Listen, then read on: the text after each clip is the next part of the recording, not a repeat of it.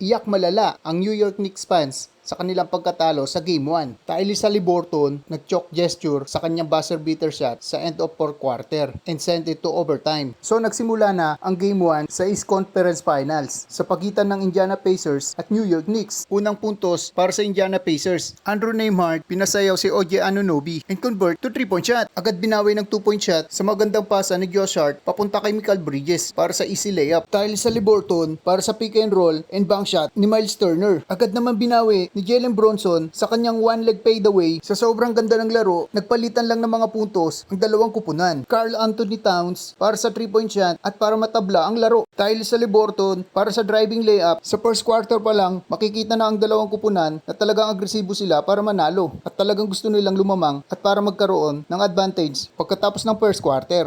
Karl Anthony Towns talagang binangga si Naismith at makikita talaga ang agresibo siya para manalo sa Game 1. Agad na pa-timeout ang Indiana Pacers pagkatapos may shoot ni Karl Anthony Towns ang 3-point shot. Another pick and roll ni Tyrese Haliburton and Miles Turner para sa easy slam dunk. Agad naman binawi ni Jalen Bronson at talagang pinagpaglang ang depensa ni Naismith. Jalen Bronson and Tyrese Haliburton nagpalitan ng puntos sa play na to. Sumali na rin si Mikal Bridges at Miles Turner gumawa agad ng 11 points, 5 of 5 field goals sa loob lamang ng 7 minutes sa paglalaro. Tyrese Haliburton nag-airball sa 3-point shot.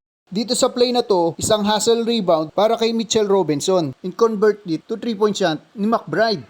Jalen Bronson and Mitchell Robinson sa isang pick and roll alley-oop slam dunk. Kinabahan naman ang New York Knicks fans sa play na to dahil sa nangyari kay Jalen Bronson. Isang flashy coast to coast ni TJ McConnell para makuha ang kalamangan ng Indiana Pacers sa huling 49 seconds ng first quarter. Isa namang easy layup para kay Jalen Bronson para bumalik ang kalamangan sa New York Knicks. Nagtapos ang first quarter sa score na 36-34 in favor of New York Knicks. At pagpasok ng second quarter, agad na gumawa si OG Anunoby ng isang step back 3-point shot at TJ McConnell gumawa ng back-to-back layup para makuha ang kalamangan sa 41-39 in favor of Indiana Pacers. Karl Anthony Towns hustle layup over Miles Turner para makuha ang kalamangan sa 46-45. OG Anunoby sumablay sa kanyang easy layup na sana. Karl Anthony Towns mapangasar na 3-point shot at buti na lang hindi siya pinatulan ni James Johnson. Obi Toppin sumablay sa kanyang open dunk shot. Aaron Naismith nagiinit para sa 3-point shot. Tyrese Haliburton para sa kanyang driving and spin and jump shot. At ito pa ang isa, hustle floater para kay Tyrese Haliburton. At isa pang dagger 3-point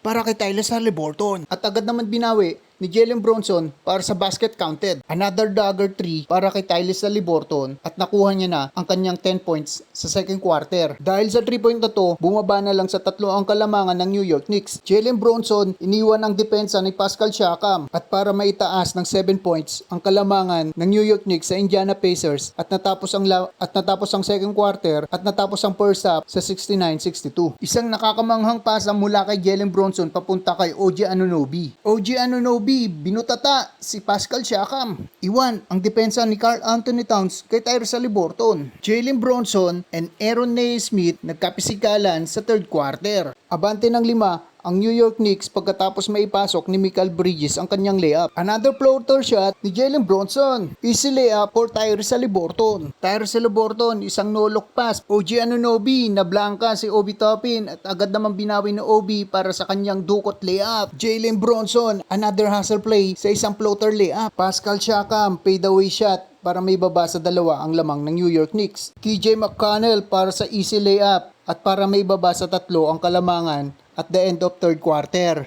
Jalen Bronson binuksan ang fourth quarter sa kanyang fadeaway shot at agad naman binawi ang 2 points ni Benedict Mathurin. Another quick 2 points para kay Jalen Bronson. OG Anunoby para sa 3 points upang makalamang ang New York Knicks ng 5. Another 2 points para kay OG Anunoby. Karl Anthony Towns dinagdagan ng lamang ng New York Knicks para maging 14 na. Isang hustle defense para kay Karl Anthony Towns kontra Pascal Siakam at nai-convert ni OG Anunoby sa isang easy layup at umabot na ng 16 points ang kalamangan ng New York Knicks sa natitirang 7:22 minutes. Pascal Siakam pinasabit lang naman si Karl Anthony Towns sa play na to. Another dagger 3 points para kay Karl Anthony Towns. Andrew Nembhard umiinit na, gumawa na. Powerful drive para kay Pascal Siakam at may baba ang kalamangan sa 13 points. Aaron Naismith, unang 3 points sa fourth quarter. At isang back-to-back 3 points para kay Aaron Naismith. Another 3 points para kay Aaron Naismith. In last 2 minutes, baba sa 8 ang kalamangan. Aaron Naismith for the 4th time, 3 points. Quick 3 points for Aaron Naismith. At baba sa 5 ang kalamangan in last 34 seconds. At isang crucial block para kay Pascal Siakam over OG Anunoby. Aaron Naismith para sa ika-6 na 3 points.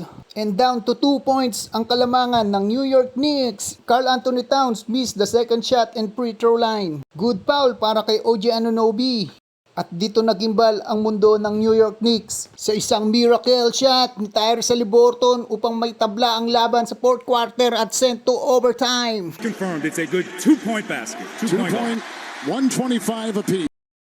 Karl Anthony Towns para sa unang punto sa overtime. Jalen Bronson save the ball. Karl Anthony Towns, nice pass to Josh Hart and OG Anunoby to finish. 4 na ang kalamangan ng New York Knicks in last 3 minutes. Bronson to lay up but miss. Andrew Nembhard for the dagger 3. Isa na lang ang lamang ng New York Knicks. Aaron Naismith, nice defense to Jalen Bronson. Another 2 points para kay Andrew Nembhard para makuha ang kalamangan ng Indiana Pacers over Jalen Bronson. Tyrese Haliburton for the drive and converted to 2 points. Lamang na naman ang Indiana Pacers in last 1 minute and 22 seconds. Tyrese for the 3 but miss and Obi Toppin for the follow-up dunk. Last 40 seconds for the floater shot and count in. Lamang na naman ang New York Knicks 135-34 in last 35.9 seconds. Another nice pass from Tyrese Haliburton to Andrew Nembhard for the easy layup. Lamang na naman ng isa ang Indiana Pacers last 26.7 seconds. At ito ang pinakamasakit dahil nagkaroon ng turnover ang New York Knicks and Andrew Nembhard to Obi Toppin connection. Isang exclamation dunk at naging 3 na ang lamang ng Indiana Pacers in last 15 seconds. At sa huli, nanalo ang Indiana Pacers. 1-0 na ang kanilang series.